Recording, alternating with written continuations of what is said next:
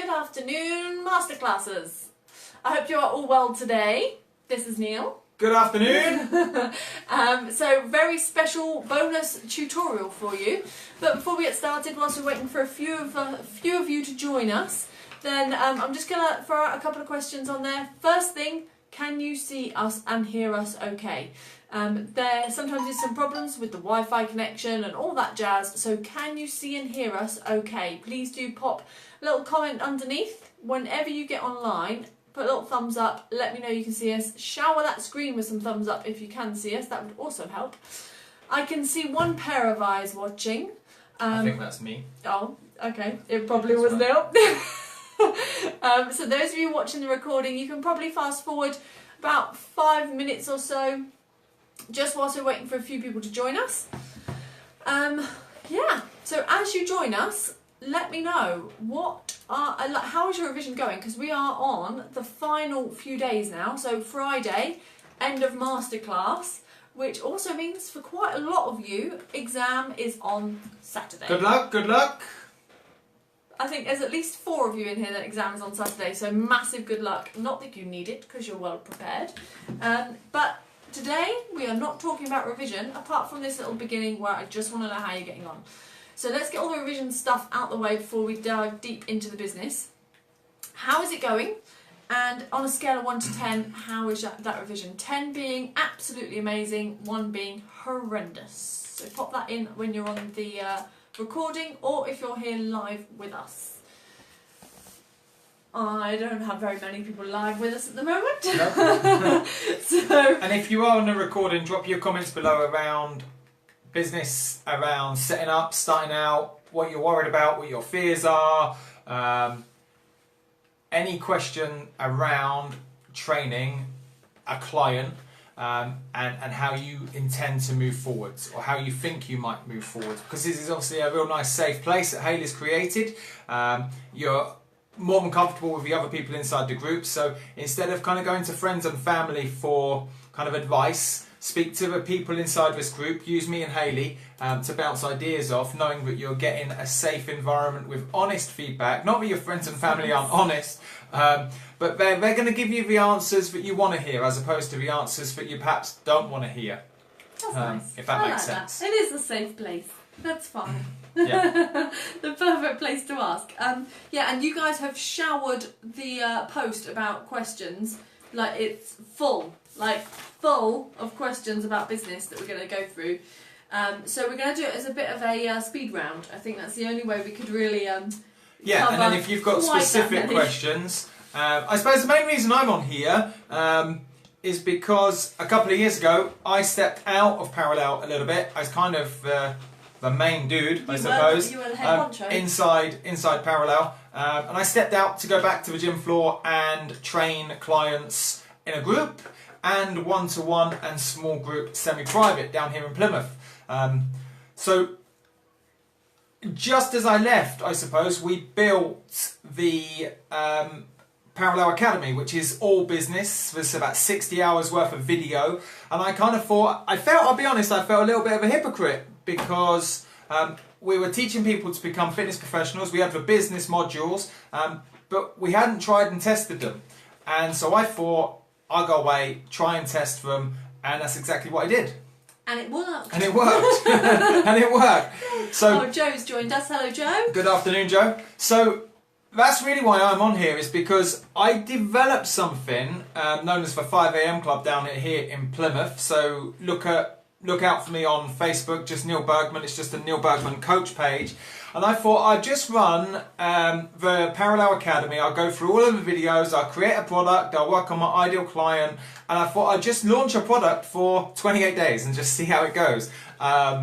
Overwhelmingly, 2 and a bit years later, I am still fully booked out every single month. It takes up very little of my time in the grand scheme of things.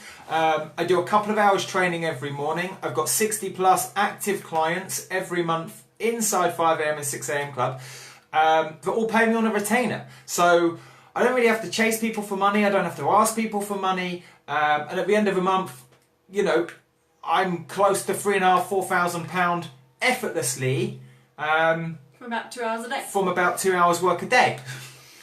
Not a bad place to be in, which allows me to kind of step back in and do other things and support the guys towards epic results, X, Y, and Z. So that's really why I'm here, is I jump back in and kind of walk the walk. So whilst Hayley is obviously very experienced around this, I'm the one that's kind of actually in the trenches doing it, right if that now. makes sense, right now. So apologies if I look a little bit tired, because I did get up at 4:15, as I have done every day for 2 bloody years. That's probably the downside to it. So whilst it's a good crack and a good laugh, I have done some early mornings for quite a while now. So that's probably why I've got bags underneath my eyes. I need a bit of my own medicine, really, and I need to join this club myself instead of run the damn thing. You're good. So like Neil said, he's doing it right now. So he's putting all these things into practice, and that's why he's the perfect person to fire away with these questions. But obviously, there's certain things in there that I can answer from a more operational point of view, so it kind of works really well as a balance. So, Joe, you are here live with us, and anyone else that's watching the recording, let us know. Drop your questions. Put your questions in. I've got a lot of questions that you've all lined up. So a lot of them came from Joe. So that's good. So the first question, I'm not going to do them in order. Okay. Because some of them have jumped out at me. First one is, what's my business name? I'm going to answer this very quickly. It doesn't matter what your business name is, providing it resonates with you. Simple as that. I came up with the Fit Factor, the something coach, the lifestyle coach, the health upgrade coach, the health coach, the something other coach, Wild Mind, the Wild Mind Studio. I came up with dozens. I built bloody websites before I'd got out the gates going around all these other names, and they never sat right. And my coach said to me, he's like, why don't you just call yourself Neil Bergman? I was like, well, that's genius. That's really inventive. That's really inventive, but it sat really well with me, so I just call myself Neil Bergman. And, you know, if you think about your business name, you have lots of products underneath it. So I got the 5 AM club, I've got the 6 AM club, I've got a Mindset X product where I take 4 guys up onto Dartmoor and I do a day with them out in an extreme environment and do that. I've got a beach thing that I've not done many of, but it all sits under Neil Bergman. So my advice is not to get too caught up on your business name, because in the grand scheme of things, no one really cares. And 6 years ago, when we set out with Parallel, we were like tearing our hair out for ages with what's the name? Oh, okay, and then we came up with Parallel Coaching, and we still get asked today, like, what does it even mean? Why have you chosen that? And actually, it doesn't mean anything. So it doesn't need to mean anything. And if you take some of the biggest names in the marketplace, Uber, like, what the hell? Uber, Apple, Coca-Cola. They've come up with something because it resonates with them, and providing it resonates with you, I really wouldn't spend hardly any time at all. I'm talking like, write down 20 different names and just say, which one resonates with me most? And Joe, you're on here. Joe Parker Fitness. Joe Parker PT. JPT. Simple, just keep it simple. Yeah. The name is almost irrelevant. What's relevant is, can you get clients? Can you upgrade them? Or sorry, can you get a lead? Can you sell to that lead? And can you keep that client? Evie's joined us too. Hello, Good Evie. afternoon, Evie. So, whilst it sounds really kind of crude, I think, you know, most people don't... JPT sounds fun, I like it. Whilst it sounds really kind of crude and focused, like, Hayley will vouch me on this one. Is that the right word? Yeah. It really comes down to, can I get a lead? Can I sell to that lead elegantly? And can I keep them as a client long term? 100%. So, this morning's group, 5 out of the original 12 that I sold still turned up this morning. That's 2.5 years on. Amazing. So that's the key. That's the key questions we need to be asking. And they would have turned up whether you'd named it Orange Fitness or whatever. Or whatever. Yeah, totally. Okay, that's a good one. Cool. So that was the name. Next couple of kind of quick fire questions would be: you definitely need insurance. Yeah. I've never been sued, but I have had accidents. Last Thursday, one of my lads, Ali, fell over on session. His ankle's the size of a balloon. Now, I'm responsible for that. I've got my first aid. I can deal with that. We played shadow boxing this morning, and Eddie punched Mark White, Mr. White, around the head. I'm like, body shots only, lads, and his knuckles are all bleeding, his head's bleeding. But I've got insurance. What kind of club do you run? What kind of club do I run here? Okay, it's just shadow boxing. But insurance is key. I go through Insure for Sport. They cover me for so much. It's about 80 quid a year. It's super straightforward. And it covers your own activities as well. And it covers your own activities as well. Obviously, you could go to reps and whatnot. I used to actually work for reps. I used to be, for only a few months, the endorsement officer. So I used to oversee all training for the whole fitness industry over reps. Now, I endorse reps, but at the same point, they have been through their struggles over the last number of years. So I personally don't insure through reps because I'm uncertain of their future. The last thing you want is to have an insurance policy for something to go wrong with reps, which it has done over the last couple of years, and for your insurance policy not to be backed up. Whereas Insure for Sport are a big reputable company, boom, there we go. The other thing about avoiding reps, some people are really keen on it. I think it was Joe that put in about reps. It sounds all fantastic, but a lot of people aren't that bothered about reps now. It's not the be all and end all. It's not going to mean you can't act as a PT because you don't have reps insurance or reps license. I used to work there and I don't even have reps. Most people aren't bothered about the points, and it also means you need to get certain points and stuff whilst you're doing it. So I generally would say go with Insure for Sport or something similar. The thing get a little bit more bang for I your buck. always come back to is not one client in 15 years has ever asked me whether or not I'm on reps. Do you have enough reps points this year, Neil? It's up to me to be responsible to go and get my further qualifications, my CPD, and because I've gone and got further CPD, I believe that's one of the reasons why I'm still in the industry 10 plus years later. Totally. What's your on that? Should we go first aid courses? First aid courses, NUCO training. We used to run training through NUCO. What's reps even? Register of Exercise Professionals. It's like our governing body. It's like the union. The union. It's like really. Is it NFU neutral? That type of thing. It's like the governing body, the umbrella. But reality is they don't regulate the industry very well, so they do quite a lame job. There we go, reps. I have no idea. All the courses point to reps. To be fair, I've never heard of it before. Starting training, exactly. Yeah.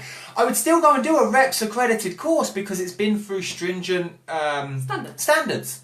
All over it to do ours are reps accredited courses. I'm all over that. I just don't necessarily see why we have to pay over the odds for insurance when we can go to Insure for Sport. Proper insurance brokers.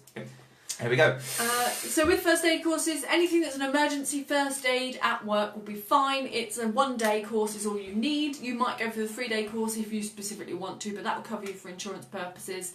I like NUCO training, NUCO training, and then you'll be able to search for ones nearby you, and they're pretty good. You can scrub that one off the list now. Where is it? Boom.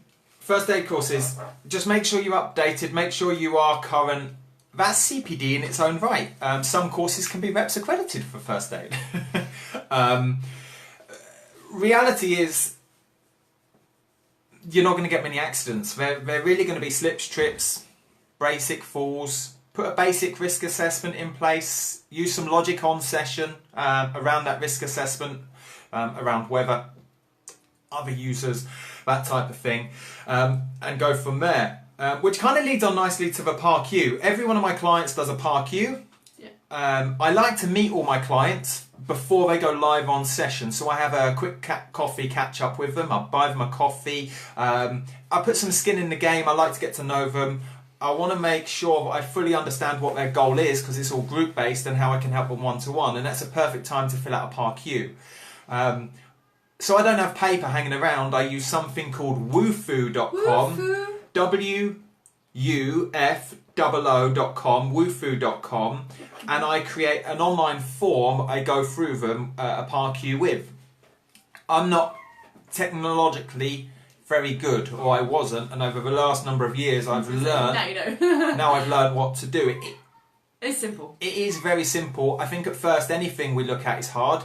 First time you try and install something on the phone, it's like how do I use my new phone? The first time I drive a car, it's it's all a bit alien. So the first time you try and do something like Woofu, it will feel a little bit strange, but it will shortcut your way to no paper hanging around. You can have all electronic. It sits on your email. It's super easy. And with that question, I think Sergio was saying, do you need it for every single person in the group? Simple. Yes, you do. Because the PARQ is a physical activity readiness questionnaire. It really just highlights whether or not they need to be signed off by a GP before going on to your session. So a lot of my guys turn up with, because it's all 30 plus lads, the average age is 42, most of my guys turn up with hypertension, which is high blood pressure. They turn up with, they're all obese, they're all seriously fat to start off with. They won't mind me talking about them like that, because that's their words. They've got lower back pain. They present themselves with something that the PARQ picks up, which allows me to then plan appropriately, which is why you're doing your anatomy and physiology, to understand the ins and outs of the body, so you can then apply that to planning, apply that to physical training. There's the tedious link. Amy joined us. Hello, Amy. Good afternoon, Amy. So yeah, the PARQ really does highlight what it is you need to help them with.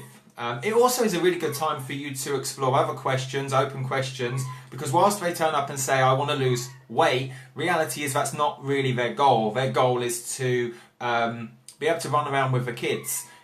Their goal is to feel confident when they go into a business meeting at work. You kind of pull back the tide, so to speak, and expose all of these other questions. Not have extra large suits, etc. And actually, you find out the real, raw and relevant truth of why they want your training, which means you can only get to know them even better and they become a really big raving fan. So the PARQ is really a time frame for you to ask some groovy questions.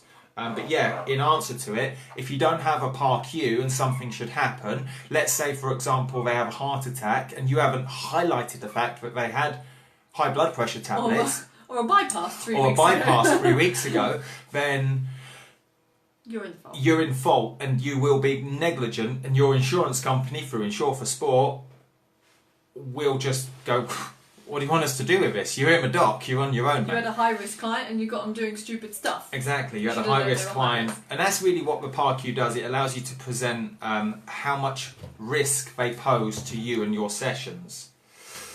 Cool. Next one down. Can I teach circuits? Yes, you can. Not sure who's... That was Evie. Evie, you can teach circuits. Just off a PT qual, she was asking. Yeah, why not? And the big thing with this is... I don't say why not in... it's advantageous to go and do a circuit course, but in the grand scheme of things, PT allows you to work with small group and group training. You're going to learn on a circuit course, you're going to learn lots of inspiration about how to do circuits, how to manage big groups, all that type of stuff, which is invaluable.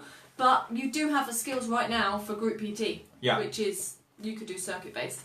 Someone also asked off of that, if I had a large group, how do I go about correcting form? I had 18 lads turn up this morning. The way I see it, some days I get up to 30 odd lads turn up at a time. There's 60 plus inside the group. For all I know, 60 could turn up tomorrow. Rome wasn't built in a day. So I think whilst we're on course and we say about, knee in line with middle toe, nice neutral spine, X, Y and Z about correct form, I think I also have to appreciate that one of my lads, who shall I pick? James. James comes with a whole host of anxiety, dyspraxia, coordination of a complete, I don't know, like banana crushed fish out of water. Rome wasn't built in a day, so providing I can get James moving in a safe and effective way today and improve him for tomorrow, I'm on a good place. So I'm not expecting any of my clients to necessarily move with perfect form. In fact, you could get any other PT rock up to my session and probably pull their technique to pieces. And the reality is I'm not too worried about whether or not they perform 100% correct form, because reality is I don't. As long as they don't get injured. As long as they don't get injured. So I'm always barking on some key messages. Heart to the sky, great external cue, toes tracking forwards, feet on tram lines, and what other ones would I do? trying to improve their range of movement. A lot of my lads come with a lot of belly fat, a lot of range of movement is disturbed because of their body shape. So I'm really just trying to progress range of movement, and across for weeks we lose some size, we drop some pounds, we get faster, fitter, stronger, and we improve technique. So I don't really get caught up on it. I look at some of their technique and I shake my head and I think like, oh my God, that's crazy. Let's not film that bit. Let's not film that bit. But they're moving, they're doing the best they can, and they're lapping the person than they used to be sitting down on the sofa. So it does improve over time, and I think we have to take it with a bit of a pinch of salt. Nice. Hope that helps. Evie said you tend to have a lot more male clients. Is there a way female PT to appeal to male clients? That's a wicked question. When I first started training many years ago, all my clients were female. Well, let's go back a bit. I thought all my clients were going to be like me, early 20s. I wanted to build people up, males that wanted to do bodybuilding. And I was like, I'm not even a bodybuilder myself. I've only just passed. And I really struggled to get clients. So, and then I resisted the fact that there was lots of middle-aged females that wanted personal training with me. So I kind of pushed them away to start off with, because I didn't think that I'd be able to resonate with them. And it turns out I did. So I worked with a lot of females, and predominantly 90% females. Middle-aged females. Middle-aged females. Lots of menopause talk. And actually went on to write a blog for menopause in Women's Weekly. That was it. Amazing. I think it comes down to who do you want to work with, and that's really what the Business Kickstarter Academy deals with in the first couple of modules. Is who's my ideal client that I want to work with, and what do they really want, and can I build a product just around them? So when I took the Academy a couple of years ago, having filmed for 60+ hours, I thought, who do I want to work with? There must be people just like me that are stuck inside an office, that are putting on a little bit of weight, that don't really have much energy. That's kind of how I felt. That's why I wasn't time to train. It's kind of how I felt personally in parallel. So I thought there must be other guys just like me. So that's who my ideal client was. So is there a way for a female PT to appeal to male clients? 100%. I think there's two sides to it. You've got a group of female PTs that kind of use their curves to attract males. Okay, and then you've got the kind of a real raw and relevant female trainers that truly know their stuff, that truly understand training, and present themselves in a way to the male client that says, I can still get you results. I think that's what it comes down to. Yeah. Is most people are uneducated when it comes to work to rest ratio, sets, reps, tempo, timing, exercise order, frequency of training, the training variables. But if you get results, you know all of that, and you can demonstrate that, it doesn't matter whether you're going to be training male or female. A male that's been training in the gym for many years but not getting any real results is going to go, well, she gets it, she understands it. Like I used to specialise in working with disabilities, but I don't have a disability. Exactly. So I used to help people post-stroke be able to walk again. I'd never been through that before, but it doesn't mean that you can't choose to work with that person. Exactly, and I think providing you can demonstrate your ability through clients that you've got, results that you're getting, but also through social media, the use of a website, the use of video, Facebook Live like we are now, then you can demonstrate your knowledge and educate people to say, I do understand this. Just because you're a male and you've been in the gym, you think you understand, but your lack of results say otherwise. And that's where you've got to kind of build the gap between, well, you're here and you want to be over here. And you're going to demonstrate how your specific training gets from there as quickly as possible from A to B. Whereas most people are kind of like, do this sort of route. You have a shortcut to success. So yeah, 100% you can appeal to male clients and female clients. Next question. If we're going too quick, then just shout. Should you start in a gym first? It's a really good question. Should I start in a gym first? Starting in the gym allows you to build some confidence. It's a safe place. You've got a pool of clients that you could go and train. You can offer free taster sessions. You can jump into studio classes. It's a perfect introduction, I think, to lots of people. Now, the downside to that, in my opinion, in terms of getting clients, is a lot of these people are already ready to train. Like, if that makes sense. Like we join a gym, you guys join a gym. You don't necessarily want a PT because you already know what you're doing. You're just using the gym for the facilities. From my experience of gyms, and you know, we've trained people literally all over the world. We used to go in and out of the Middle East, train trainers in Dubai, hundreds of them we used to train, and they had a pool of clients, several thousand deep in every club. And from my experience of training in different clubs, all in and out of London clubs, roughly 3 to 5% of people in club, the clients, are ready for personal training. So let's take a big London Fitness First or David Lloyd. There might be 5,000 people. 3% of those 5,000, which is a serious number of people still, are ready for training. But when you've got 20 other personal trainers touting for that same business, suddenly it becomes a bit of a pecking order.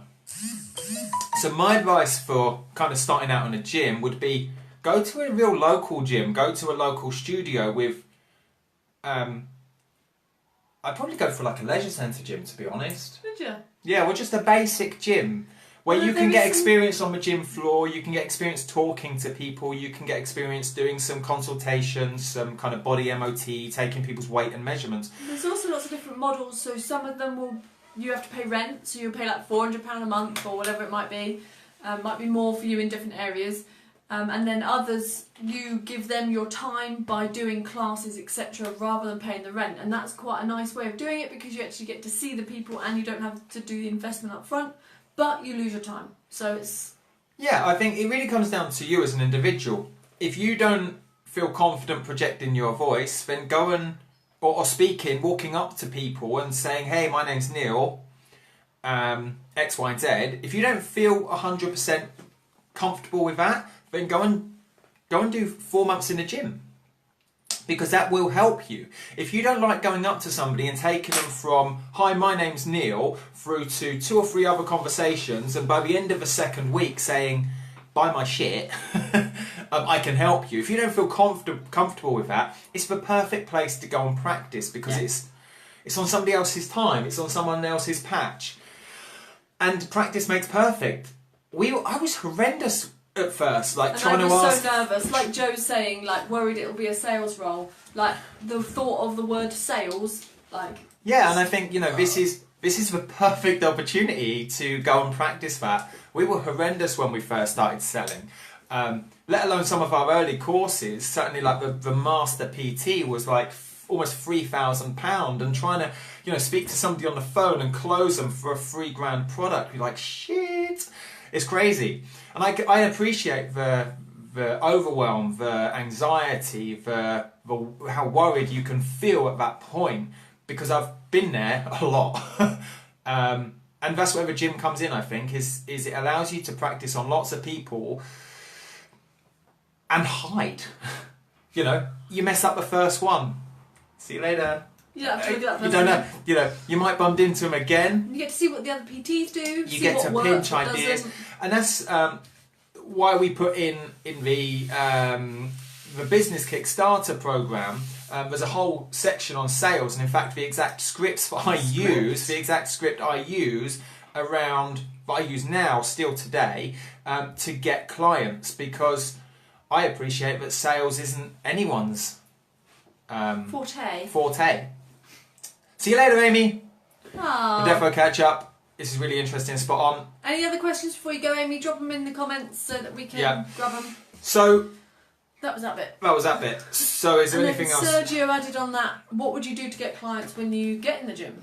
What would I do to get clients? What would you do if you just started in the gym? I would do this. I would have. This is epic. I would write a little ebook. I'd use Word. Listen to this. This is golden. I would use Word. I would just save it as a PDF. Have a front cover and a back cover. Make sure your contact details are in there. And I would write your 3 to 5 top tips for insert problem. My top 3 tips for torching belly fat. My top 5 tips for training effectively and losing weight. My top 3 foods for complementing your gym routine. Top 3 exercises to do in this gym. And it would be real short. It'd be like 3 or 4 pages. And then when I've joined a gym, I'm working in a gym, I would go around every person and say to them, they're on their machine, I say, hey mate, how you doing? I'm new to the gym, my name's Neil, I'm a new personal trainer, and I'm just getting to know people.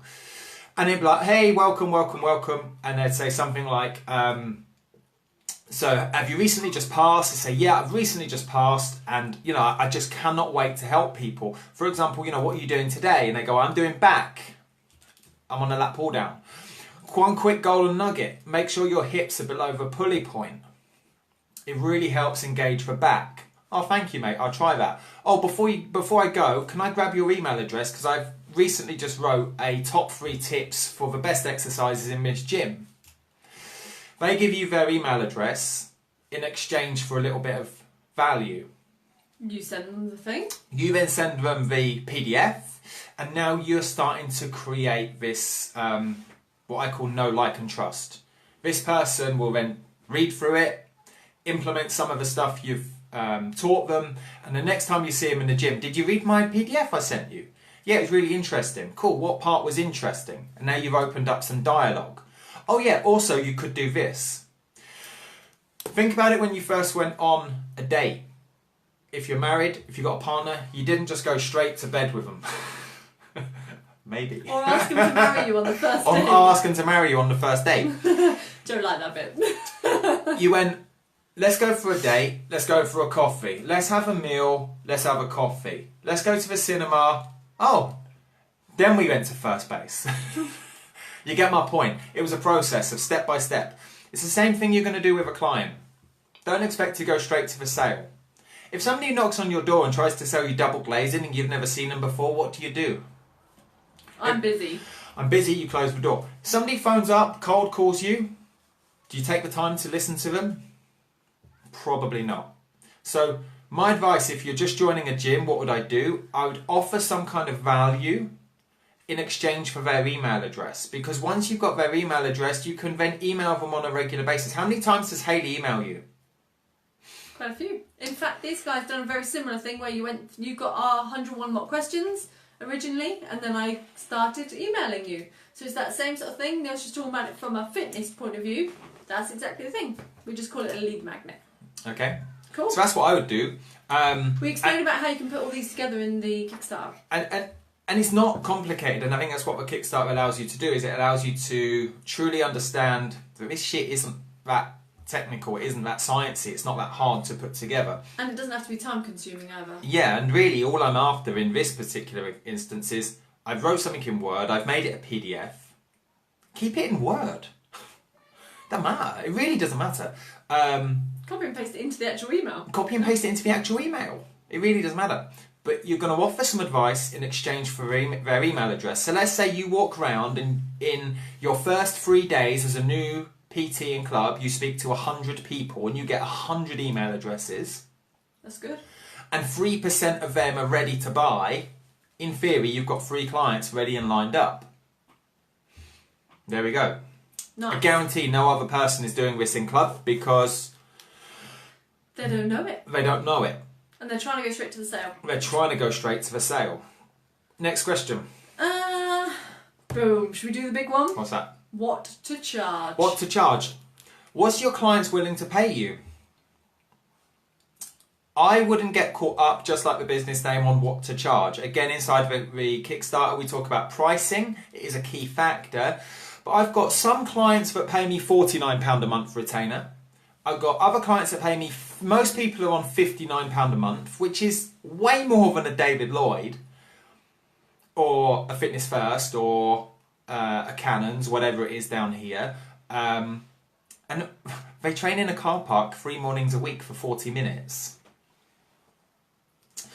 So I charge £59, it's on a retainer, it's simple. And I've got other clients that pay me £149 a month, and I've got other clients that pay me £159 a month, and they get a little bit more. interaction with me. That's pretty much what it is. In fact, in an hour's time, I've got to go around one of my clients' houses that pays me £149 a month. He has done for 2 years. And I'm just having a coffee with him, and we're just going to do a basic body MOT. So we're going to take his height, his weight, his fat percentage using calipers. It's going to take me about 35-40 minutes. This is off my own time. It's just added additional value because I appreciate that he gives me quite a good bit of money every month. So yeah, what you charge depends on what you put into it, because a lot of people go, oh well, it'll be a per hour. But actually that only works, okay, it'll be £30 an hour or whatever, but it only works if you sell them a singular session. Whereas if you sell them the month at a certain amount, where they've got 4 sessions in it, and whatever else you're doing for the nutrition and advice and everything else in between, I very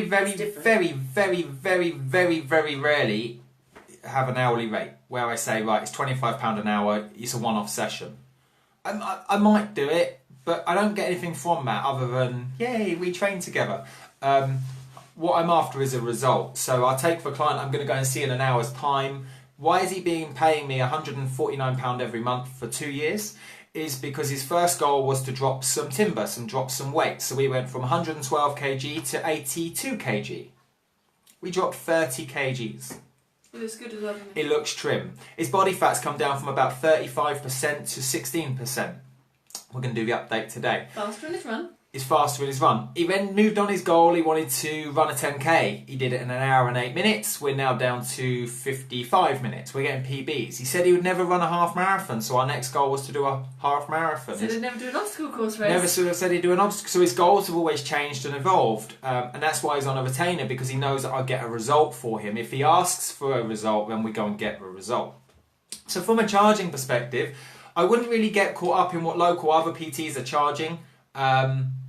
A lot of people say I'm too cheap, but I'm cool with it. When I ask my guys, why do you stay with me? They don't say, oh, because you're cheap. They say, because you get results. I could probably charge a little bit more. But that's like £59 on a group basis, isn't it, per month? So you're not with them. So there's 2 ways of looking at it. Within that and we talk about this in the pricing strategy inside of a business Kickstarter. Yes. Is if I'm doing one-to-one, I need to factor in my petrol, my time, my planning time, my kit, travel time, my kit resources, damage to kit, my physical time as well, any communication time. So a 1 hour PT session could easily extend to maybe 3 hours worth of time, which is why I'm not a big fan of that, because most people aren't willing to pay £75 for that one session. Is because they only see the 40-45 minutes you're with them. They don't see the sandwich of time before and after, the travelling, the expenses that all go into it. So that's how I look at it. If I went and did a one-to-one for 30 quid, I'm not actually up on any money. In the grand scheme of things, I don't really benefit a great deal. I don't think so anyway. Not for the amount of planning, the prep, the sorting out, loading the car, getting in the car, the travel there, the pleasantries before and after. Suddenly my 30 quid has become a 3 hour campaign and I'm on £10 an hour. In which case, alright, it's £10 an hour, but I may as well just go and get a job. You didn't come into this industry to get a job. You came into this industry because you knew you were capable of achieving more. Yes, nice. Otherwise you just go and get a job. But a group allows you to leverage it. Whereas a group allows me to leverage it. So I got 60 clients paying me 60 quid. So that's over 3 and a bit grand a month. Plus the other people who are extended to 150, I'm at like, you know, £3,500-4,000 a month for a couple of hours work. So whether or not, so one of my sessions yesterday, only 8 people turned up. I still get paid 120 quid for that session. Versus this morning, 18 people turned up, I still got paid 120 quid for that session. So on a monthly basis, I've gone for a group based, I've driven the price down, I've added value, and I've got a shit ton of clients, which is a really good place to be. I think this model works really, really well, which is one I'm always going to advocate, because I get results, they get results, I get paid. I don't resent giving more time to certain clients, any clients. I can just play full out, as opposed to kind of going, oh, you didn't pay me £25, or this session you said you would honour, this session, oh, I didn't turn up, so can I have that? It is what it is. Nice. So pricing is don't underprice yourself too much, though. Don't do it stupidly low that you don't get paid. In fact, I had another learner that I was working with one-to-one, and she'd already launched her offer, but she had a big group of people that she was launching to. She managed to sell out and have all 12 of her one-to-one slots sold and all of her boot camps sold. But she done it at her one-to-one slots worked out about £12.50 an hour, and she still had to factor in all of her travel and everything else. So she is flat out, she's tired, and now she feels like she can't raise her money, so her prices. So just make sure you don't undersell yourself. Make sure you're happy with the amount you're getting. Because at the end of the day, I joked about, just go and get another job. But at the end of the day, the reason you're working is to bring money into the household. The reason you're working is to put pounds in your back pocket, to fill up your bank account, to have the things you want, to pay for the bills, pay for the food, pay for the mortgage, to be able to support your family, to support your kids. And if you're not being paid what you're worth, you're only going to resent that, and it will just cause friction. So, yeah, pay yourself what you deserve to be charged. Yeah, there we go. Okay. Next question. Kind of links in the fact that you were saying about training outside, etc. These are 3 different questions. The first one is about facilities and kit. They kind of link together in that, will people still pay for something that is at home with minimal kit? So today I'm going to take a tape measure, a set of scales and calipers that are about 8 years old. This morning's session I used gym floor matting. Like the 1 metre square tiles. I got 14 of them. We didn't even have enough this morning. I didn't take enough. They just laid on the floor. It was in a car park. I'm painting a picture now, right? Yesterday's circuit, we used hand towels. I'm not even joking you. Excuse my language. I'm not even shitting you here. We just used hand towels and body weight. I quite often take cones. I got 12 TRXs. Can't remember the last time I used them. Yeah. I got dozens of kettlebells. Use a couple, that's it. I use a couple on my one-to-ones. That it. 99.9% of the time I will use a hand towel, of which I always ask, I even asked Kaylee yesterday, I was like, do you think the lads mind that I don't invest in much kit? And it reminded myself of one of the lads called Eddie. I got a pink hand towel. Somebody donated me a hand towel. Didn't even buy the damn thing. We do have some donated. It was a pink one. And Eddie's a weird character. Very, very outgoing. We all think he's gay, which isn't a problem, of course. But he does get ribbed for a bit. But he does get. There's a lot of banter inside the group. But he will make sure he will get this pink hand towel every time he trains, and he loves it. He loves it. He's like, where's my pink towel? It'll be raining, and we'll be on the car park floor. Lads were on bicycle kicks. They're there for the result, and I think providing you instill a culture as a leader that says we're doing this because it's fun and because you're going to get results, then that's what matters. Really. Oh, that's all that matters. It sounds crazy, but reality is so many trainers, in my opinion, are focusing on the kit. They're focusing on the tools, and they're not focusing on the strategy. The strategy is how do we burn belly fat? What is the strategy behind belly fat? It's not about pushing a prowler or jumping up and down with kettlebells or being in a squat rack. It's a process. There's a strategy behind it. And that's what you've done in your planning modules. It comes down to training systems, supersets, trisets, giant sets, drop sets, wave training, whatever it might be. Yeah. That's the strategy and how that logically fits together inside a plan. So it doesn't matter what kit you bring or what facility you're in. If I worked in our local Pure Gym, which has just had an epic upgrade of kit, I wouldn't use the kit, I'd use a freaking hand towel. And also those clients that want shiny kit are going to go to like a David Lloyd or something whereby their main focus is the kit. in which case they probably don't need a specific service from you, because there's different levels of client needs. To start off with, they actually just need to know what to do and how to train and be held accountable. If I turned up as a new trainer, inside a gym, and I turned up with a mat and a towel, I guarantee I'd get a shit ton of attention, because I'd be the odd one out doing everything differently.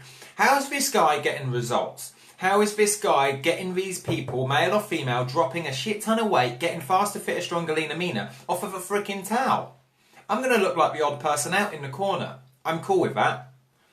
Yeah. Because I look different, I'm going to attract people. But on that, one of Evie's questions was, where do I get cheap kit from? Use hand towels, they're cheap. B&M. Use body weight. B&M. Marketplace, if you do want any Facebook kit, Marketplace is a really good place to pick up some good kit. Facebook Marketplace. Amazon, things like thigh bands and stuff. Yeah, Amazon for mini bands, that type of thing. Cones. Literally just punch into Google, go to the shopping bit of Google and just try and find the cheapest version of that, because it's going to break. It is going to break. Sign up to something like Wolverson Fitness, Jordan Fitness, up to their email list, and then periodically you're going to get like the Black Friday sales, you're going to get the Christmas sales, you're going to get a flash sale, even down to like signing up to something like My Protein. They sell kit. Every now and again they're going to give you like a 30% discount on kettlebells. That's when you want to take advantage of kit, when some of these bigger companies are going to be selling off cheaper. That's what I would do. But even down to like just picking up a bargain when you go to something like TK Maxx. Quite often they do stuff. Yeah, all those type of things. All those types of things. Perfect. All these seasonal stuff. All these seasonal stuff. Kit builds up over time. Kettlebells, looking for decent kettlebells. It doesn't matter, providing they're metal. Yeah, don't go the plastic moulded stuff. It rips your hands up. But providing they're metal, you can paint them.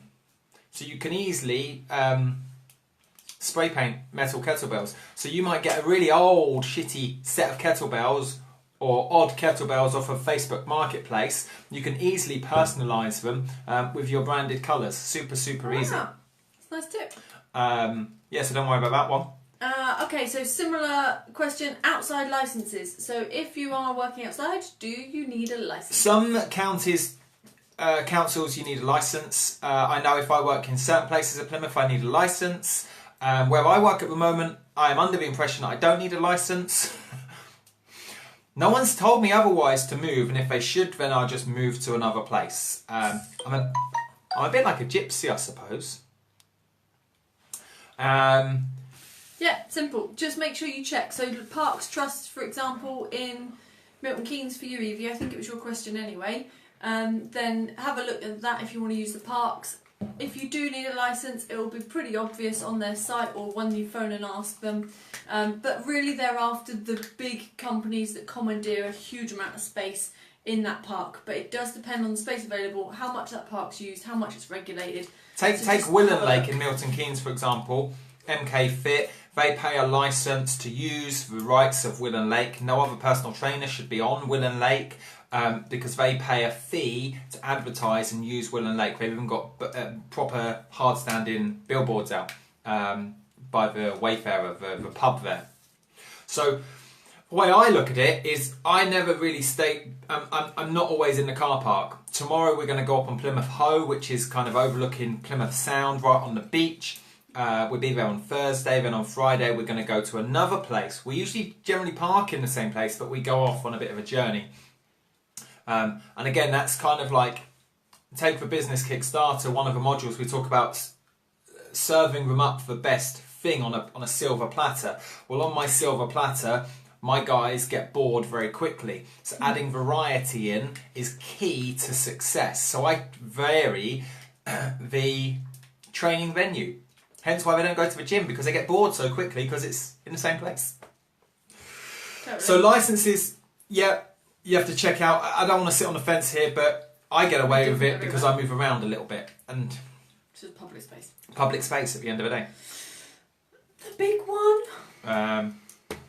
How to advertise. Now let's go down. Let's go down to the exit strategy first. Let's go to the end. This was Joe's, I think. Joe's question. Let's go to the end first, to a degree. Halfway through, it's a bit like Romeo and Juliet. Exit strategy. I think if you're planning to kind of take over the world, take Joe Wicks. Joe Wicks will have an exit strategy. Joe Wicks cannot, the body coach, cannot continue his level of success for a whole career. So he will have an exit strategy which allows him to extract all of the money, the highest amount of money off the table at the right time. So he's gone from like zero to like hero in the space of like 3 or 4 years. His net worth is something like 15 million a year. I don't know how long he can keep 15 million a year going for. Hopefully for him, a long time. But he'll have an exit strategy, and in 2, 3, 4 years, we probably won't hear a dicky bird from him because somebody has brought out his system and paid him probably 3 or 4 times his net worth to zip it and move on and do something else. And then Joe Wicks will rebrand somewhere else and hopefully put some of that money into another venture and do the same again. So from an exit strategy, unless you've got something wild in mind, such as that of Joe Wicks, then you don't really need to be thinking too much about your exit strategy at the moment. Your biggest question you should be asking is, how do I get leads? How do I convert those leads? How do I keep my clients? And how do I get more clients? Nice. I like that. So at the end of the day, a lot can happen between now and 10, 20 years later. Exactly. You might change a lot of things by then. A different way of looking at your exit strategy, my exit strategy for 5am Club would be to say, get Evie on board and say, Evie, I want you to take some of my sessions for me. So I exit myself from a business and I put another person in play to do the job for me. So now I'm getting all of the reward of the business, but we're not actually doing any of the work. So there's a different approach to an exit strategy. But then I'm going to be really bored, so I'm not going to do that myself. Then you've got to do the boring business stuff. Then I've got to do the boring business stuff. So I hope that helps. So yeah, I feel you've got a different problem to be focusing on other than your exit strategy. You know, Parallel's been going 6 or 7 years. You know, somebody could come along and buy us out. That might be quite, a nice tidy little sum of money, but we're not ready to even think about an exit strategy. But what do we do? What do we do? Yeah, too right. Ooh, we twiddle our thumbs. Right. Yeah, we've got to wrap up soon. So, this one or this one? Which one? How do you know you're a good PT? I still question whether or not I'm a good PT. I really do. I like that question. I can only do my best. I can only do my best with what I know. So, providing I'm serving my clients and I don't resent serving my clients because they're not paying me enough or doing their bit. Some of my clients make me bang my head against a brick wall with frustration. The fact that they say they're going to do something and don't doesn't reflect that I'm not a good PT. Results help me remind me that I'm a good PT. But reality is, providing I show up and adhere to my values, I'm a good PT. Nice. Because Joe also said on that, is there like a general sort of, do people come and check up or give you an award or anything? And there isn't. It's just you can go and get a local award. You could have. There's Joe done that, there's lots of things locally. Yeah. I can go and best new business of the year award in Plymouth, and I could get that, and I could hold that accolade and say, "Yay, look at me." But that doesn't excite me. What excites me is seeing results from my clients. What excites me is seeing a new guy called Neil go from 143 kgs to 122 kgs in a matter of like 3 months. Another guy, Jerry, he works in. He lost 42 pounds before his holiday.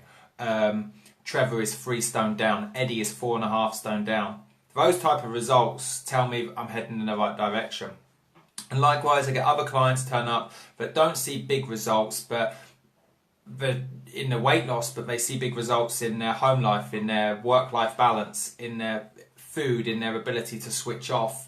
Applying for promotion. The confidence they get from being around others. So does that reflects, I believe, on me being a good PT. Yeah. So I know other trainers like to wave all these big There's one in Plymouth. There's a guy in Plymouth called Paul. He's got all these accolades, and I'm like, great, carry on. Carry on, I don't mind. I don't mind. I don't care.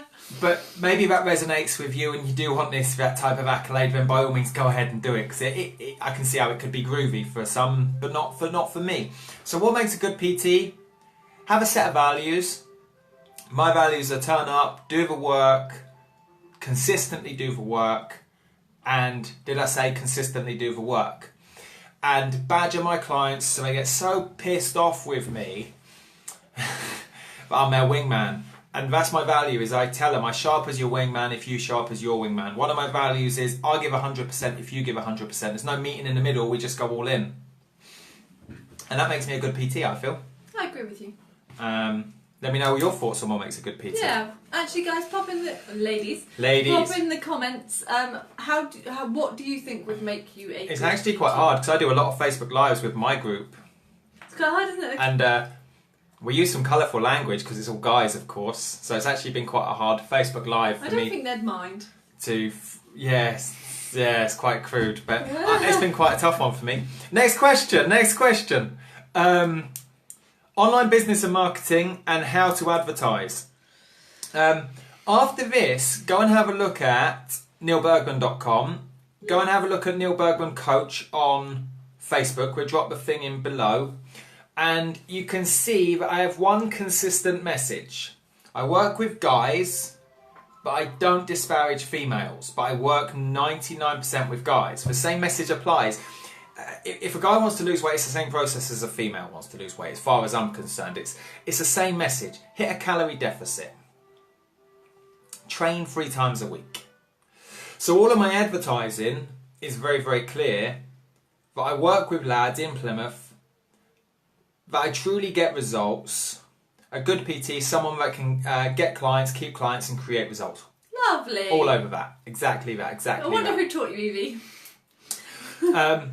But what it comes down to is know, like and trust. I've got to get a client or a prospect that has never heard of me before. They land on my Facebook page, they Google me, they find me on Google Maps, whatever it might be, and they land on my page, and I've immediately got to get them to know me, like me, and trust me. Trust me enough that they're going to jump on a phone call with me, fill out an application form, and hopefully know me even more, trust me even more to part with their hard-earned money. Yeah. That's where I want them to be. So we call it know, like and trust. I think a lot of advertising is pretty shit. I'll be honest.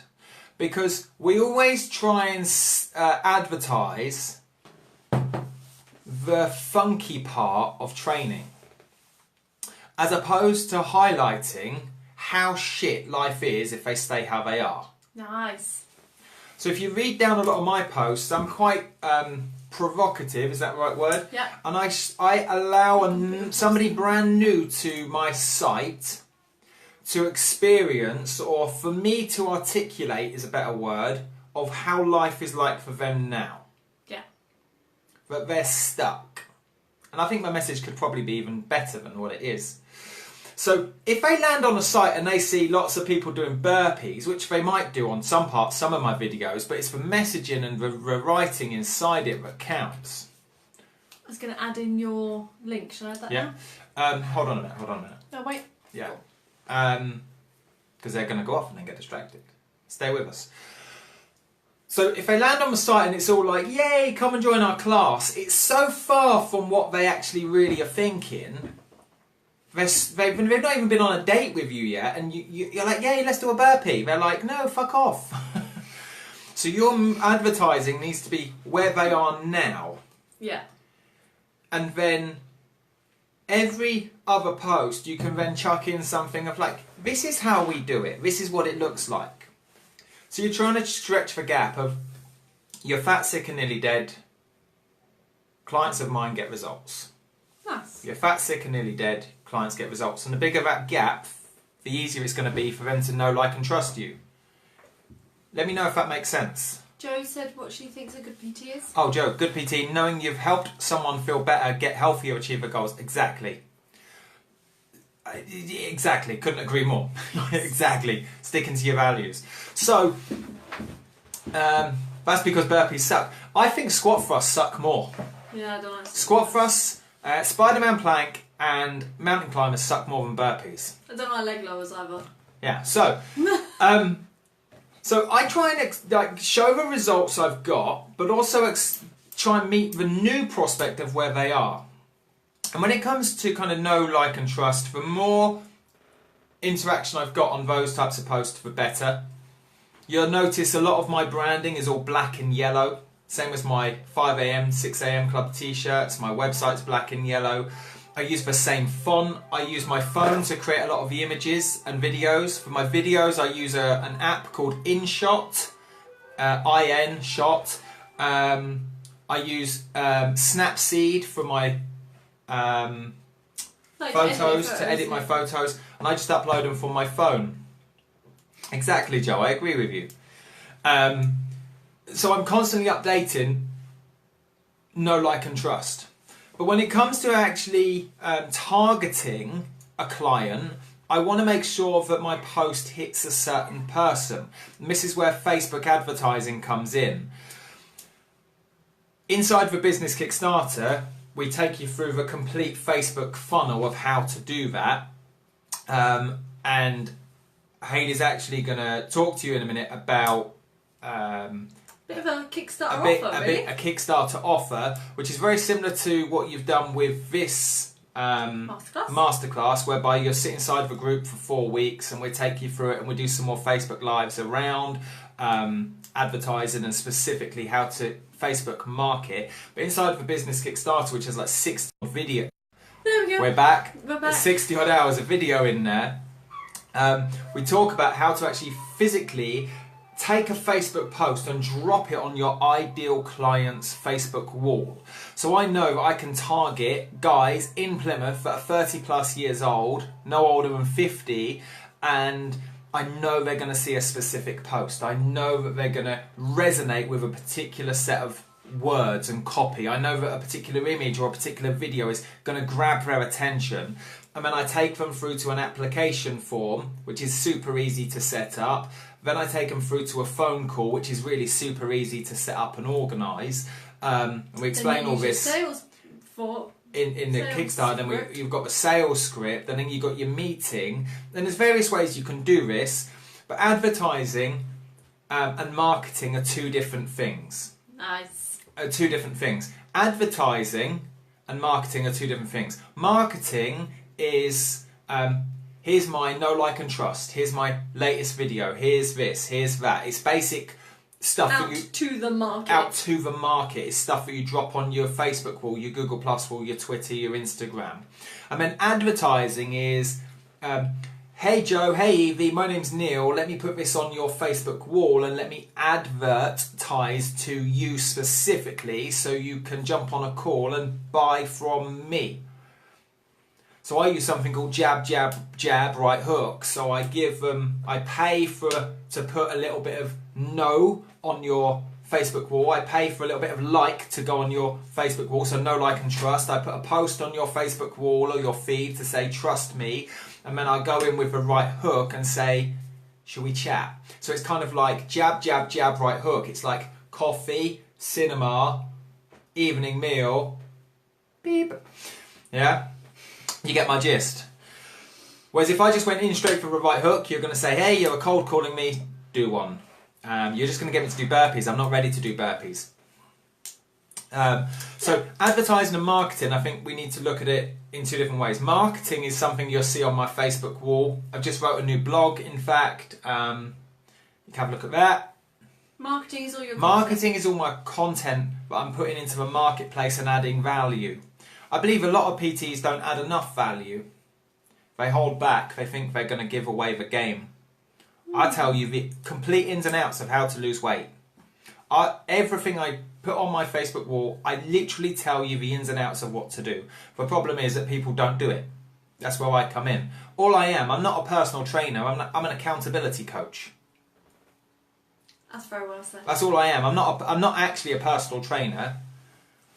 everyone knows what to do. If I asked Joe and you guys, Joe and Evie, how do you lose weight? You can tell me. You didn't have to do a personal trainer course to really understand that. If I went and spoke to 100 people in Tesco's right now, how do you lose weight? They'd tell me.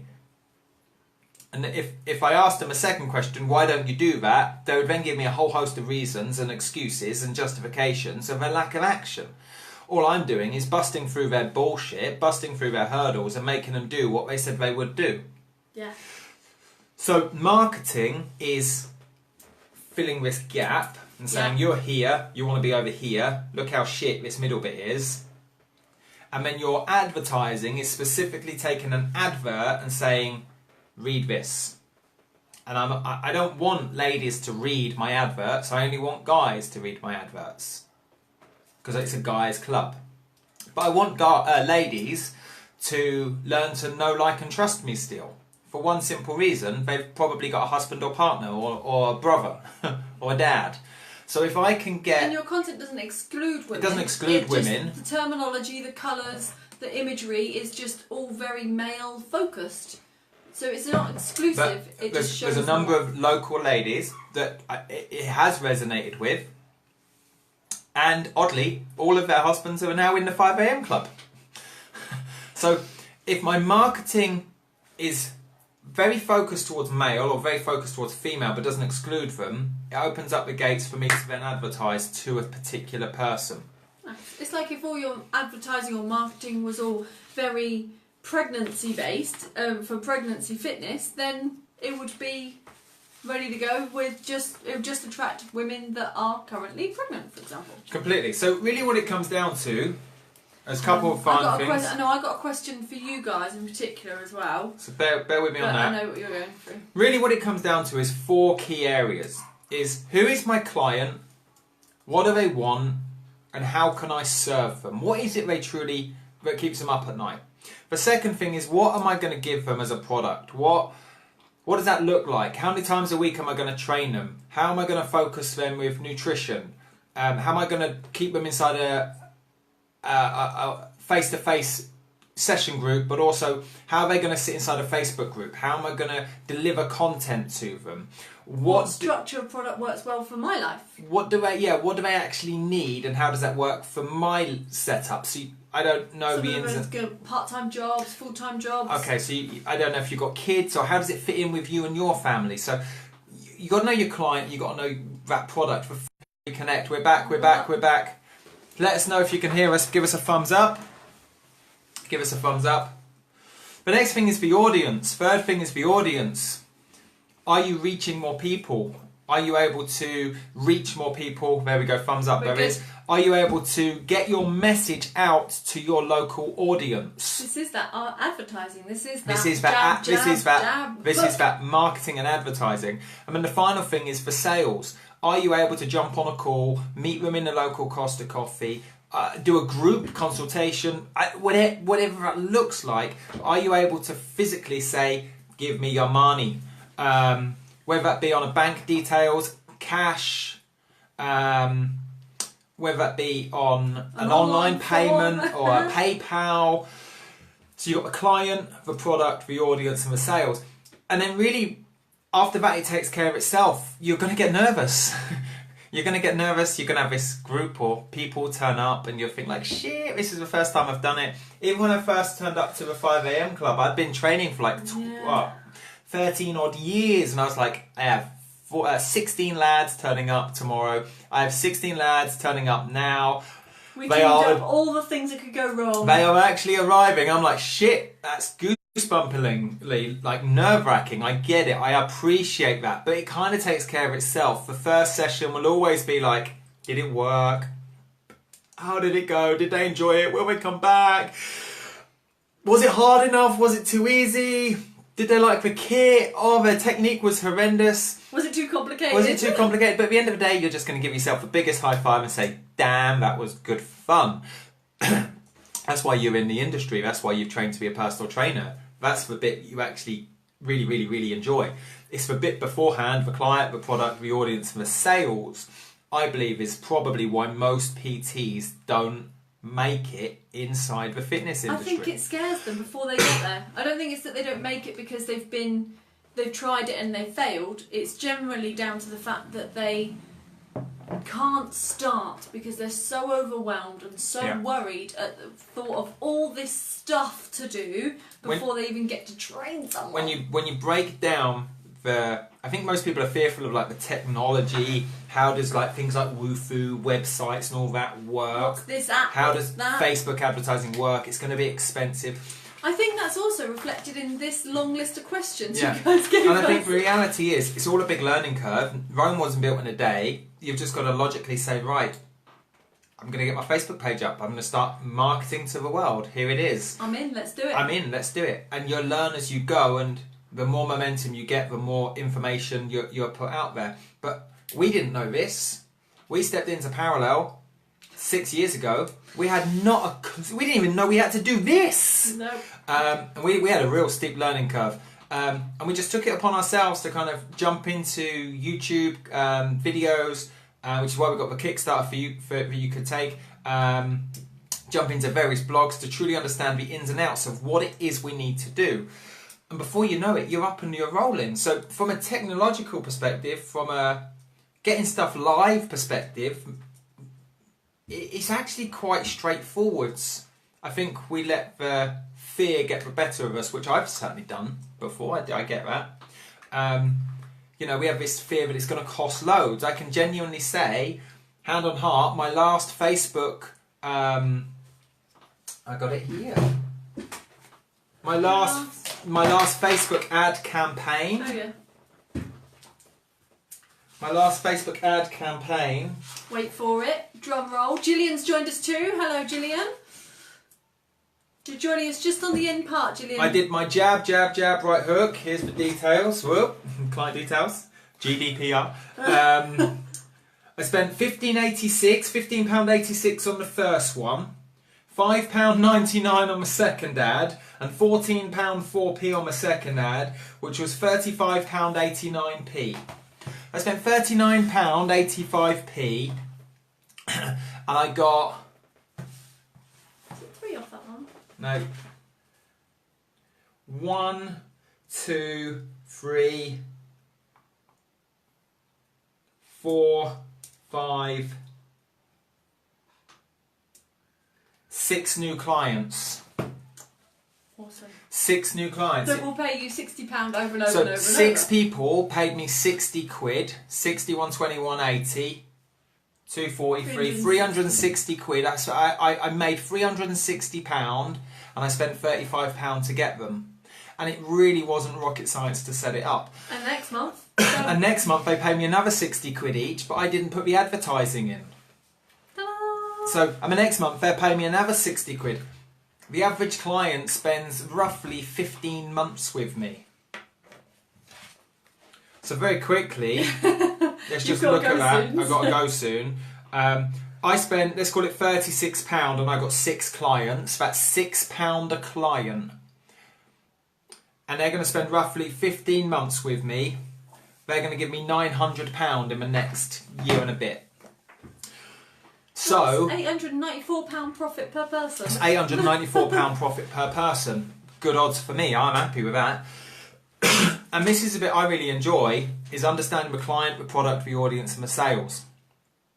Because without sales, I've got no clients. Without clients, I've got nobody to train. Without nobody to train, I get no results. With no results, I don't get any more clients. I don't get any referrals. Without referrals, I don't get any more custom. With no custom, I go out of business. With no business, I go, shit, fitness didn't work for me.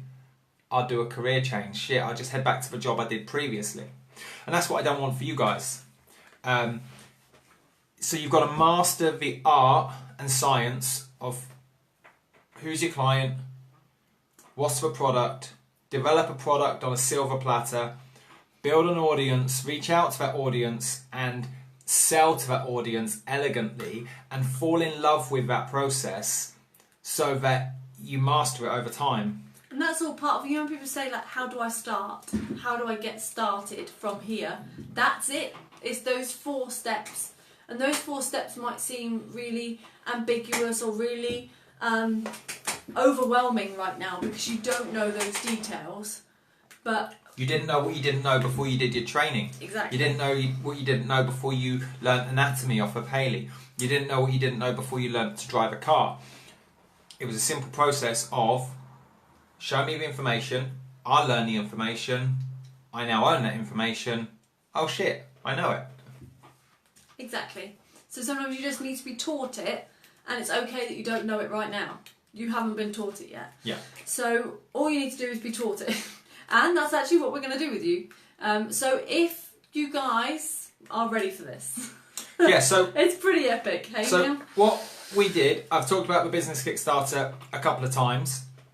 So it's exactly like the training you've got with your level 3 anatomy or level 2 anatomy, whichever one you're on. Inside there's 5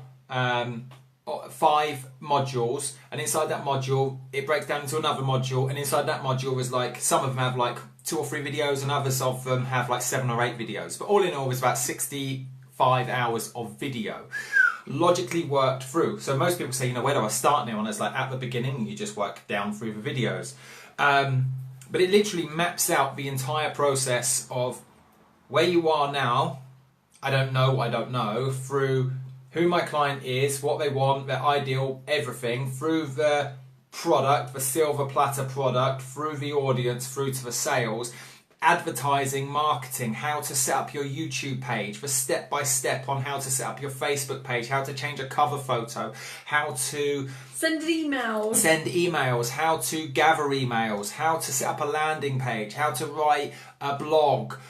It's insane. It actually blows my mind the amount in there. Exactly. I love it, Joe. I love it. Here's my right hook. I'm going to be really out there. You know, I am pitching to you, and I think that's the beauty of it. So, cut to the chase. The business Kickstarter. We usually have this on for 149, which is 4 weeks, plus you get the 60 hours. But because you have been inside Parallel Coaching already, it's 99 quid. You get all of it. You get us every week. All the Kickstarter, and you get the support group, just like what we're doing in here with the masterclass. It will be a masterclass set up for 4 weeks. And you're going to, on top of your Kickstarter, you get 4 specific live tutorials, just like what we've done. And those 4 tutorials are going to simplify even more than what we got on the Kickstarter to be the client, the product, the audience, and the sales. So we're going to walk you through that. So that means in those 4 weeks, you are then kick-started, which means that you don't any longer go, how do I do this? I'm not sure how to get started. What do I do? It could even be down as like this, ready? You get your name, you get your logo, and you think, who can I ask of what the logo should look like? You may get 4 or 5 logos made up. Drop it inside the group. I'll give you my honest feedback of which one. Here are my 20 names. Here are my 20 names. Which one do you like? What colours work best? All of these kind of nitty-gritty questions. We go, bam, Gillian, you got to do this. This is the colour for you. Joe Parker, JPT works wicked. Go, run, like boom. It's about taking action. That's what I suppose what this group's been about. It's about going, I got a question. Bam, and I've ticked it off already. Next question. It's how many questions can I write down and tick off? Definitely. So at the end of the 4 weeks, you go, I've got clients. Whoop, whoop. And also, as long as in here you've had the daily mock questions, you're not going to need mock questions where we're going, but you're going to get daily confidence and business tips come through as well. So you're going to get those come through as an individual task to do each day. Some of them will be more like task based, and others will relate to just things that will build your confidence so that you feel like you can go out there and actually do it, actually get started. There'll be resources in there around. One of the things just springs to mind, there's like a 10-day email sprint that can warm up potential prospects to selling. It's like a 10-day sales sprint. I'm just going to give you the copy that I've used. And we're going to also throw in there all of our templates. So this is your PARQ templates, your fitness questionnaire templates, all those type of things that we use that you can literally just put your logo on. Easy. Bam. So, easy. Bam. We could go on all day long. It's actually crazy. Hour and a quarter later, hour and 20 minutes later. It's actually crazy, you know, how much more we could talk about. You could probably tell I'm quite passionate about this subject, which is why I'll be jumping inside this group. But if it is something you want to talk about, then reach out to Hayley. In fact, just pop in the comments box that you're in. Just say, I'm in. That doesn't mean you're committed to it. It doesn't mean that you're going to part with money. It just means that you want to chat more to either myself or Hayley over a quick phone call. Hey, so I did that joke. And at the end of the day, you might jump on a phone call and say, it's still not for me, which is absolutely cool. It is what it is at the end of the day. We're not going to push you into a sale that you don't want to buy, and if it's not right for you, then it's not right for you. But at very least, I would say jump on a phone call with one of us, answer your specific questions, find out more, and we get going. And importantly, it will start on the 3rd of September. So most of you have got your exams coming up this weekend. Good luck. And it just is a way of all of your exams will be out the way, and you've still got that couple of weeks breathing room before we kick off. So it's that 3rd of September for 4 weeks basically, which takes you right up to the end of September, which means that you can expect to be working with your clients by the end of September, because you're going to be and September's working really with them and selling during it. I then I must disappear. You've got to go, mate. September's a wicked time because everyone's going back to school, people are going back to work, we're back into our boring routines. September's really just a wicked month. September's like for January of the year. September's like January. That's how I see it in terms of being a PT. Everyone's a bit, let's start again. Now that the holidays are over, let's start. So Gillian's in. Awesome. Jump on a phone call. You've got Hayley's details. Just send a quick message, to arrange it. It's fine. And we will go from there. But I do need to dash because I need to go and see one of my clients. His name's Mr. It wouldn't be a good example of good client. Neil Stevens. I've messaged him to say I'm running a few minutes late, boss, and he's absolutely cool with that. Have you got all your kit? I will do. Your scales and stuff. And we'll go from there. Guys, it's been a pleasure. I tip my hat to each and every one of you. It's not easy, but it is good fun. That's the main thing. It's not easy. If it was easy, everybody would be becoming a personal trainer and saying, screw this classic 9 till 5 job. Boom. So reach out, any questions, and I'll see you later. I'll stay on and answer a few questions whilst Neil scoots. You got your scales, you got your kit. Yeah. Yeah? Yeah. See you later! Bye! Joe says, love your guy. Oh, I can sit straight now. Love your guys. Thank you, Neil. You're welcome. Lots of thank yous coming in for you, Neil.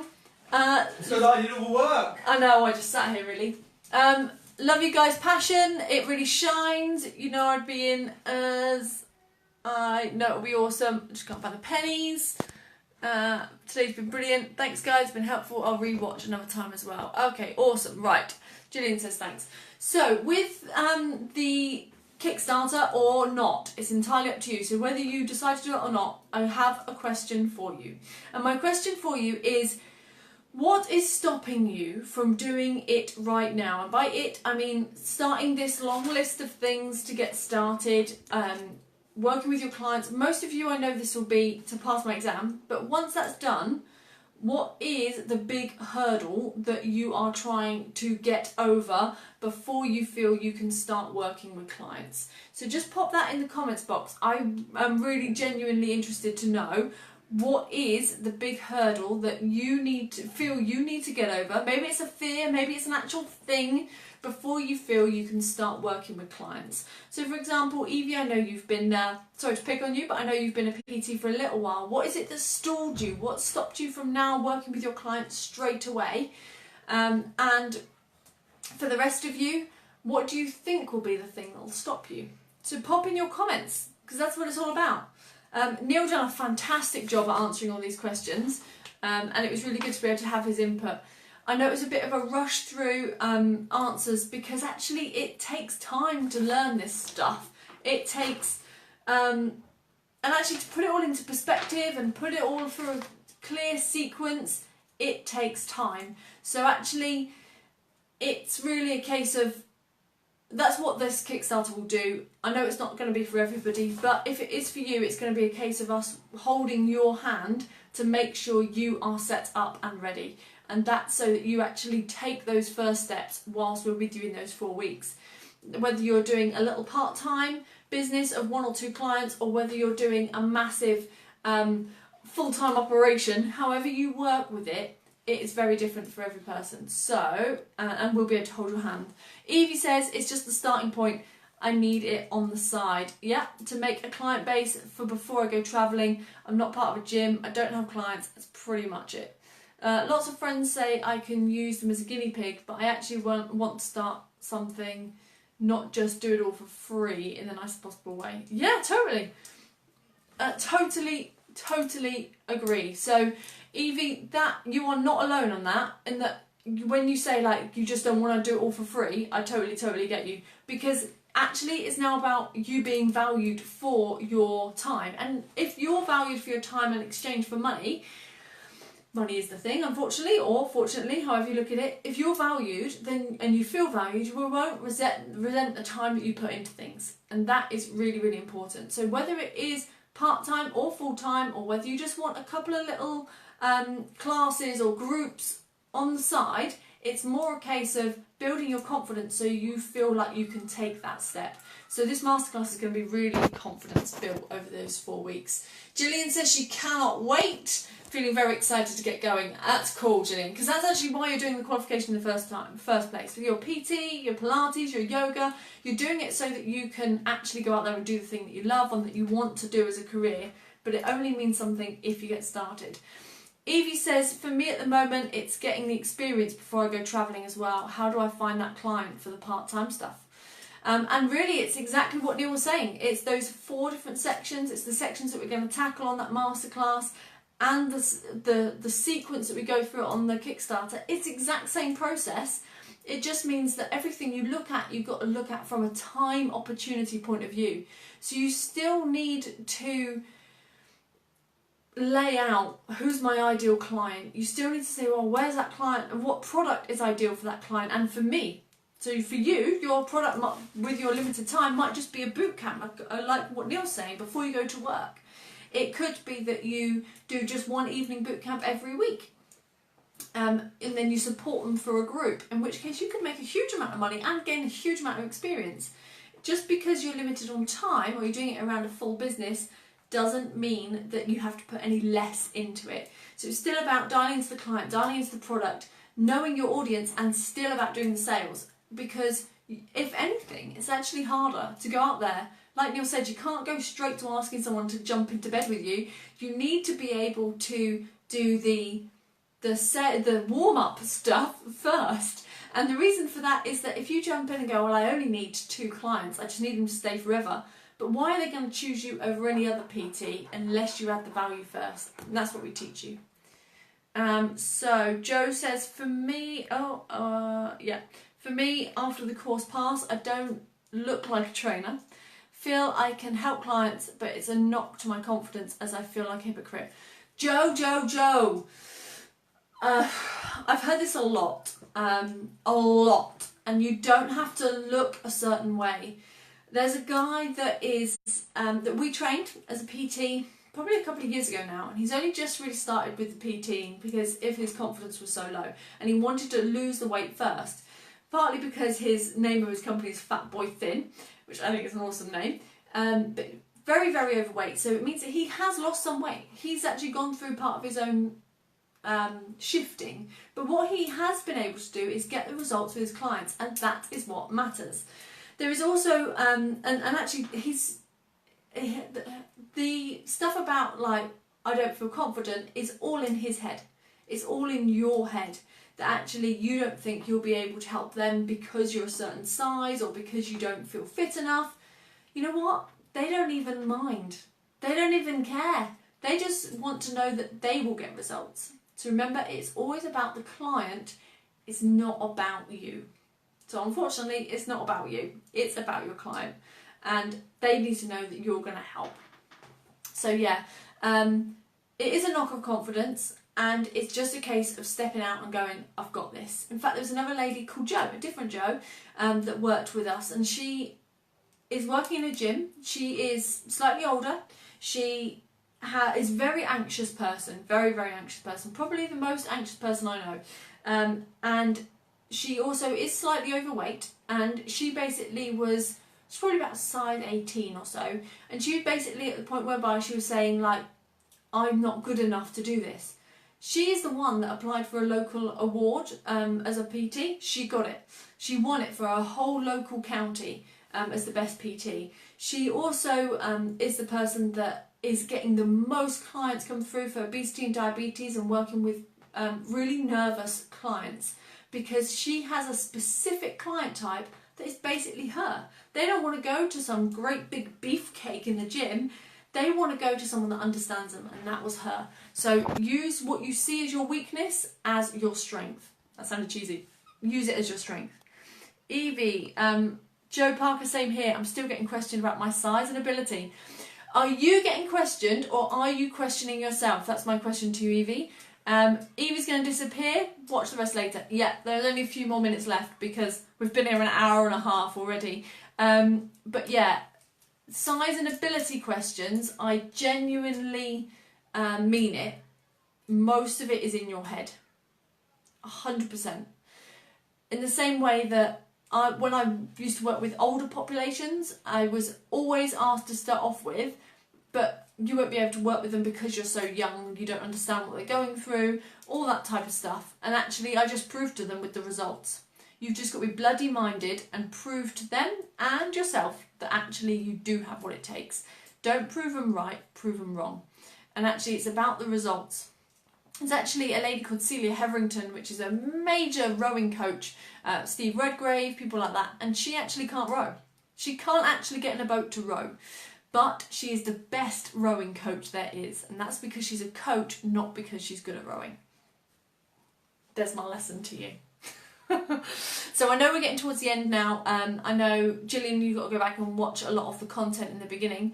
But I just really want to say that if you decide to join us for the Kickstarter masterclass, you're going to have other people in there. Probably going to be about 10 learners in there again. We'll gauge it based on who comes in, so we can keep it as sort of as special as possible. You guys get it for £99, which is insane, and that will include the lifetime access to the Kickstarter, which is 60 plus hours of all the how-tos that you could possibly ever want, including designing your own website. And that's lifetime, so you can go back to that later. You get the Facebook support group, and you know what that's been like for us here. You also then get your daily confidence and tasks and tips.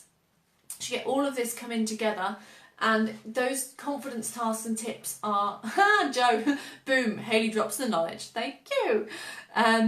But those daily business confidence tasks and tips are like the mock questions. It's a place for you to be able to safely challenge yourself so that you feel happy with the challenges you're going to make when you go forward in your first few steps as a PT. So yeah, it's only for brand new Fit Pros or those that have delayed starting as a Fit Pro. So it's not for somebody that already has clients. You're going to be only around people that don't have any clients and are starting from scratch. It is a Kickstarter. Like I say, if you're interested, let me know you're interested. Either private message or pop a comment in. Sounds like Gillian's interested, but let me know, and then I can arrange to hop on a call with you and we'll chat through all the details so you understand what's going on. It is a £99 one-off fee, and that will give you 4 weeks in the group whilst we go through it, and then you also get that lifetime access to the Kickstarter as well. Whew. And like I say, the main subjects we do, the client, the product, the audience and the sales, and you will learn it all, and I will hold your hand with expert opinion from the guest tutor that is Neil. And the reason why he's a guest on these is because he's so damn busy with his own clients. So he's off. Like now, he's off.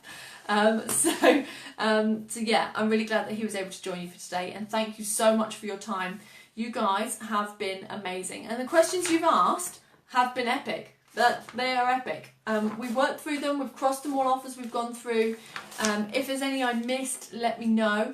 There was a couple that we amalgamated, so I might not have answered it specifically, but hopefully we have amalgamated it all in to wherever you are. But let me know if you have any more questions, and we will sign off in the next couple of minutes. So last chance for any questions, any comments. Thank you for being amazing, as always, because I've been so impressed with this group on the masterclass and how you're going through your revision. It is insane. I will see you again on Thursday at 5:30 for Q&A about revision this time. So this will be your revision Q&A, your final one before most of you get stuck into your exams, and it will be our final Q&A overall before we close the group on Friday. You'll then have access to it for 4 weeks before we archive it. But we won't be able to, there won't be lots of mock questions and stuff after Friday. Okay. Any other questions? I'll wait for a few more seconds and then I will sign off and let you go. So, thank you so much, guys. You have been fantastic. There's a huge ream of comments. We need to get Neil on these more often. So, I'm going to say cheerio because I think I've got you all. Have a great day ahead. I'll see you on Thursday. And those of you that are in your final week of revision, best of luck, but you've got this. Okay, stay positive with yourself. None of that last minute panicky whatevers. Stay positive. And if you're not sure, pop a comment in the group. Ask me something if you're not sure on it. We're here to help you. All right, guys, we'll see you soon. Bye.